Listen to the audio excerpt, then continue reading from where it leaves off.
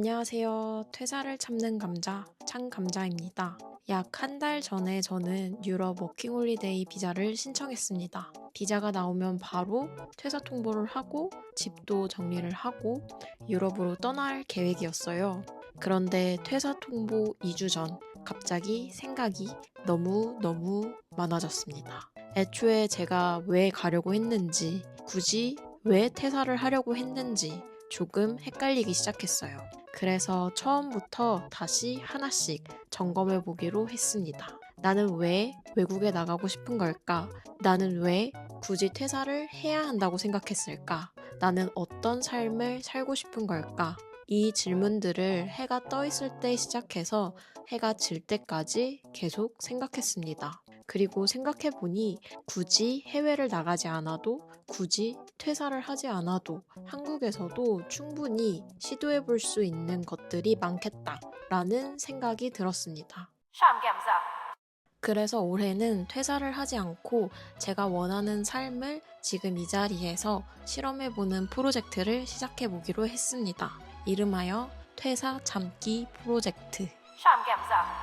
지난 영상에서 제가 두 개의 사고 프레임을 통해 제 삶의 이상과 현실을 진단해봤다고 말씀드렸었는데요. 오늘은 그중 첫 번째, 이상적인 삶 탐구하기 라는 방법을 소개해 드리려고 합니다. 혹시 지금 퇴사를 고민하고 계시거나 해외 워킹홀리데이를 고민하고 계신 분이 있다면 이 방법을 한번 따라해 보면서 판단하실 때 참고해 보셔도 좋을 것 같습니다. 이걸 해보고 나서 그래도 퇴사를 해야겠다는 결론이 나온다면 그 이유가 훨씬 더 명확해질 것이고, 또 퇴사를 하지 말아야겠다는 결론이 나왔다면 내가 진짜 원하는 삶이 무엇인지, 그리고 그것을 위해 어떤 행동을 해야 하는지 힌트를 얻을 수 있을 것 같아요. 먼저 질문을 하나 해보겠습니다. 여러분에게 이상적인 삶은 어떤 삶인가요? 고민을 통해 알게 된 제게 이상적인 삶은 건강한 루틴 위에서 배우고 경험하고 기록하고 그리고 다른 사람들과 공유하는 삶이었습니다. 맨 처음에 내가 원하는 삶이 뭐지? 이 질문을 스스로에게 던졌을 때 생각보다 너무 막연했습니다. 그래서 저는 예전에 읽었던 여행은 최고의 공부다 라는 책에 나온 미션을 조금 응용해서 활용했습니다. 이 책 정말 재밌습니다. 그리고 정말 유용합니다. 내돈내산입니다. 광고 아닙니다. 제가 고민하면서 만들었던 노션 템플릿은 댓글에 링크를 달아둘게요. 다운받아서 쓰셔도 되고 그냥 빈 종이에 펜으로 적으면서 따라오셔도 괜찮습니다. 스텝 1. 내가 진짜 원하는 일 30개 적기. 먼저 시간과 돈이 충분히 주어졌다고 가정했을 때 해보고 싶은 일 30가지를 적었습니다. 그리고 그 일을 했을 때 제가 느끼게 될 감정을 옆에 적었습니다. 마지막으로 이 감정들을 묶어서 카테고리화를 했습니다. 실제로 제가 정리를 해보니까 제가 원하는 삶의 구조가 조금 보이기 시작했습니다. 여기서 중요한 포인트. 이걸 할 때 몇 가지 팁이 있습니다. 첫 번째, 하고 싶은 일을 적을 때 이거 해보면 나쁘지 않을 것 같아. 이런 정도의 일을 적기보다는 이걸 하면 내 삶이 충만해질 것 같다. 혹은 이걸 하면 진짜 재밌을 것 같다. 라는 그런 강한 느낌을 받는 일을 적어보는 게 더 도움이 되더라고요. 두 번째, 감정은 하나만 적지 않아도 될 것 같아요. 예를 들어 한 도시에 장기 체류하기라고 적었다면 그때 느낄 만한 감정이 되게 다양하잖아요. 예를 들면 설렘도 있고 두려움도 있을 거고 흥미도 있을 거고 뭐 긴장감도 있을 거고 이런 모든 감정들이 동시에 있을 수 있을 것 같은데요. 이 중에서 비중이 가장 큰 감정 두세 가지 정도를 적어도 무방합니다. 세 번째, 감정 분류가 어렵다면 AI의 도움을 받아보세요. 노션에서 점 3개를 누르고 내보내기를 누르고 PDF로 파일을 뽑은 다음 챗 GPT나 제미나이에 업로드를 해서 이렇게 말해보세요. 각 항목별 감정을 분류해서 노션에 붙여넣기 좋게 표로 정리해줘. 저도 실제로 감정을 분류하는 과정에서는 AI의 도움을 좀 받았습니다.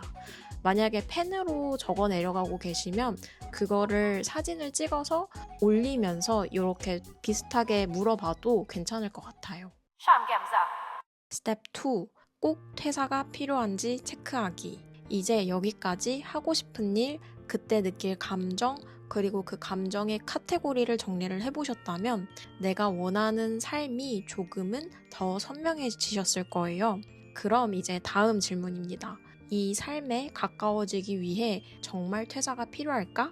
그래서 저는 제가 작성한 하고 싶은 일 리스트에 열을 하나 더 추가했습니다. 퇴사를 해야만 할 수 있나? 각 항목마다 이렇게 표시했어요. 동그라미, X, 세모. 동그라미는 퇴사를 해야만 가능한 항목, X는 퇴사를 하지 않아도 가능한 항목, 세모는 퇴사를 하지 않아도 실행할 수는 있지만 퇴사를 하지 않으면 이 일을 하려면 내 에너지가 평소에 2배, 3배 엄청나게 많이 들 만한 부담스러운 일. 이렇게 정리를 해보니까 대부분의 일은 퇴사를 하지 않아도 가능하긴 했어요. 동그라미가 2개였고 세모는 하나밖에 없었습니다. 그래서 여기서 다음 질문을 했어요. 꼭 지금 해야 하나? 말하자면 우선순위를 다시 생각을 해봤습니다. 그 기준은 2가지였어요. 타이밍과 중요도. 여기서 타이밍은 제 자신의 나이를 고려했을 때 각 항목을 생각하면서 이 항목을 미룰 수 있는 건가를 생각을 해봤어요. 도전할 수 있는 나이가 정해져 있다고는 생각하지 않지만 그래도 제 성격상 그리고 제 가치관상 저는 몇 살 전에는 자리를 잡아야지라는 게 어느 정도 있거든요. 그래서 지금까지 살아오면서 그런 사회적인 나이들을 고려하지 않은 척 그리고 자유로운 척 이렇게 허세도 부려보기는 했는데 또 곰곰이 생각해보니까 저는 한국 사회의 영향을 많이 받아가지고 뭐 그런 제 스스로 생각하는 타임라인이 좀 있더라고요. 그래서 가장 과감한 하고 싶은 일 항목을 1, 2년 정도 뒤에 실행한다고 했을 때 진짜로 그때 할 수 있는 게 맞는지를 좀 오래 고민했던 것 같아요. 나중에 하고 싶을 때 만약에 못한다고 생각이 들면 사실 지금 그 항목을 우선순위를 미룰 거야 라고 선택을 한 게 우선순위를 미룬 게 아니라 그냥 안 한다를 선택을 한 거잖아요. 그래서 이런 타이밍적인 요소를 일단 첫 번째 요소로 고려를 했습니다. 그리고 중요도는 제가 원하는 삶에 이 항목이 얼마나 중요한 일인가를 생각을 해봤어요. 그래서 그 일의 항목이 내가 살고 싶어 하는 삶에 얼마나 큰 영향을 주는지에 대해서 생각을 해봤습니다. 예를 들어 제가 작성한 하고 싶은 일 항목 중에는 요리 배우기가 있었는데 그게 제가 원하는 삶에 그렇게까지 큰 영향을 줄 것 같지는 않았거든요. 반면에 운동 규칙적으로 하기라는 항목은 굉장히 클리셰한 거지만 굉장히 제 삶에 영향을 많이 줄 것 같았어요. 그래서 실제로도 우선순위가 높았고요. 이렇게 타이밍과 중요도라는 기준을 가지고 각 항목들의 우선순위를 정하다 보니까 저에게는 일단 퇴사를 하지 않아도 먼저 시도해 볼 수 있는 것들이 굉장히 많다는 생각이 들었어요. 그래서 저는 일단 퇴사하지 말고 이걸 먼저 해보자 라는 결론을 내렸습니다. 스텝 3. 동기부여하기. 여기까지 했을 때 어떤 분들은 그래도 나는 퇴사가 필요하다 라는 결론이 나올 수도 있습니다. 그런데 판단을 섰는데 용기가 안 나는 경우가 있을 수도 있을 것 같아요. 혹은 오케이, 나 퇴사 안 해도 될 것 같아. 지금 이 자리에서 도전해 볼래. 근데 일을 진행할 용기가 안 나. 몸이 안 움직여 하는 경우가 있을 것 같아요. 사실 제가 그랬거든요. 그래서 책에서 소개된 방법을 한 가지 더 말씀을 드릴게요. 사실 이러한 모든 카테고리에 활용해라 라는 내용이 책에는 없었긴 하지만 어찌됐건 저희가 저희의 상황에 맞게 잘 활용을 하면 되지 않겠어요? 일단 방해물을 찾아봅시다. 먼저 적어놓은 30개의 일 중에서 가장 하기 어려워 보이는 일을 3개 정도 골라주세요. 혹은 우선순위가 가장 높은 지금 당장 해야 하는 일 3가지를 골라주세요.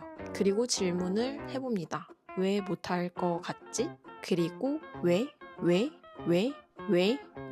5번, 최소 5번 반복을 합니다.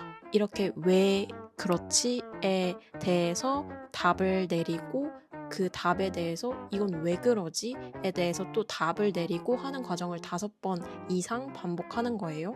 그러면 이 과정을 통해 맨 마지막에 남는 것이 진짜 방해물이라고 합니다. 그리고 이제는 그 방해물을 가지고 저울질을 해보는 거예요. 먼저 내가 하고 싶은 일을 시도했다가 실패했다고 가정을 합시다. 그리고 내가 두려워하던 일이 실제로 벌어졌다고 생각을 해보세요. 그리고 2가지를 점수로 매깁니다. 첫 번째, 고통의 크기를 0부터 10까지 매겨보세요. 0이 가장 작은 거고 10이 가장 큰 거입니다. 그리고 2번째, 고통의 지속성에 대해서 생각을 해봅시다. 3개월 미만, 1년, 5년에서 10년, 10년에서 30년, 평생 이런 식으로요. 그리고 이번엔 반대로 일이 잘 됐을 때를 상상을 해봅시다. 그리고 그때 생길 행복의 크기를 0부터 10까지에서 한번 골라주시고, 그리고 그 행복의 지속성 또한 3개월 미만, 1년, 5년에서 10년, 10년에서 30년, 평생 이런 식으로 선택지를 냅두고 어느 정도일지 생각을 해보는 거예요. 근데 놀랍게도 많은 경우에 행복의 강도와 지속성이 고통보다 훨씬 큰 경우가 많습니다. 그리고 이걸 깨달으면 퇴사든 아니면 지금 이 자리에서 도전이든 전보다는 더 해보고 싶을 거예요. 여기까지 따라오셨다면 아마 굉장히 많은 생각들을 하게 되셨을 거예요. 자기 자신에 대해서, 그리고 자신이 원하는 삶에 대해서. 이 영상이 여러분의 이상향의 해상도를 높이는데 조금이라도 도움이 되었으면 좋겠습니다. 여러분이 적은 하고 싶은 일에는 어떤 게 있는지, 그리고 그 일을 하기 위해서 퇴사가 필요했는지, 그리고 그 일을 막고 있는 방해물은 정확히 무엇이었는지 댓글로 적어주시면 저도 같이 읽어보겠습니다. 이 이야기에 공감이 가셨거나 저와 비슷한 결론이 나왔다면 퇴사 참기 프로젝트 저랑 같이 해보는 건 어떨까요? 다음 영상에서는 2번째 사고의 프레임, 현실의 삶을 진단하는 방법에 대해서 이야기를 해보려고 합니다. 그때까지 안녕.